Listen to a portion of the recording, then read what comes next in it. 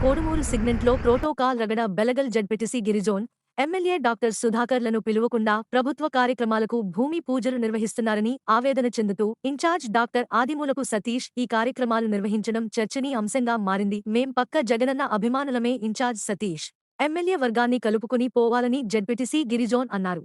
బెలగల్ మండలానికి జడ్పీటీసీ అయినటువంటి గిరిజోన్ నా పేరు. రోడ్డు భూమి పూజ జరిగింది. పొలకల్ గ్రామం ఉంది.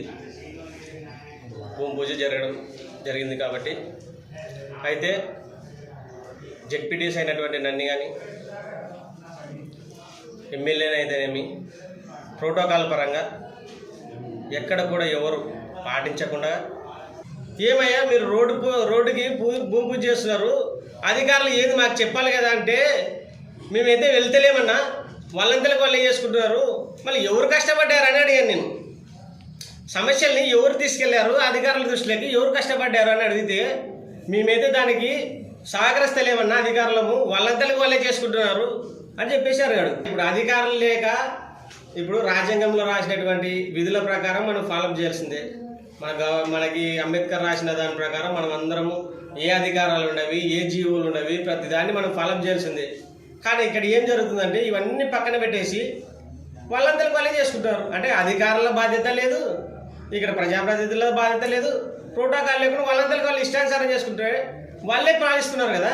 ఒక ఓటు ఉన్నది, అది నా కుటుంబం, నా ఓటు ఒకటి, నా ఊరిలో నా కార్యకర్త తిప్పలు పడితే నేను జడ్పీటీసీని అయితేనా 5,000 మెజార్టీ పైనే.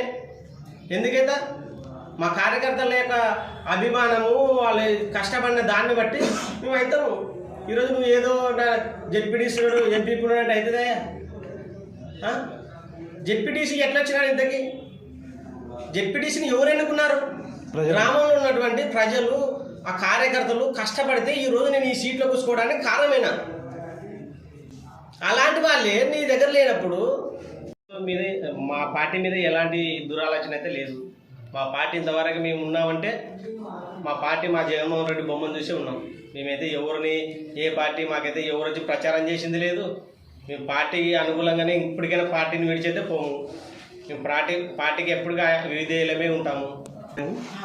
సతీష్ని ఇన్ఛార్జి ప్రకటించిన అభిప్రాయం ఎట్లా అంటే, సతీష్ అనే వ్యక్తి నేను చెప్పే మాట కాదు, ప్రజలు ఇక్కడ ఉన్నటువంటి నాయకులు, సర్పంచులు అయితేనేమి, నాయకులు, లోకల్ ఉన్నటువంటి ప్రజలైతేనేమి, ఆయన ఇంతవరకు మేము ఎక్కడ చూడలేదు కదన్నా. ఆయనకు మేము ఎట్లా ఓటేయాలా? ఏదన్నా మిమ్మల్ని కలిసారా కనీసం? ఏంది పరిస్థితి?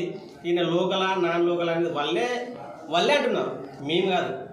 అంటే ప్రజలే నాన్ లోకల్ అని వాళ్ళకే ఐడియా లేనప్పుడు సరే మేమన్నా చెప్దామా అంటే మమ్మల్ని ఇంతవరకే కన్సల్ట్ అయ్యింది లేదు.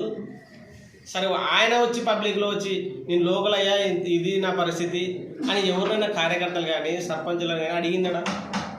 ఫస్ట్ ఆఫ్ ఆల్ మా ప్రోటోకాల్ ఏందో మీరు ఫస్ట్ గుర్తించండి, దాని ప్రకారంగా మీరు ఫాలోఅప్ చేసుకోండి అని చెప్తున్నాం. రాజ్యాంగానికి అయితే విరుద్ధంగా పోవద్దండి అని చెప్తున్నాం.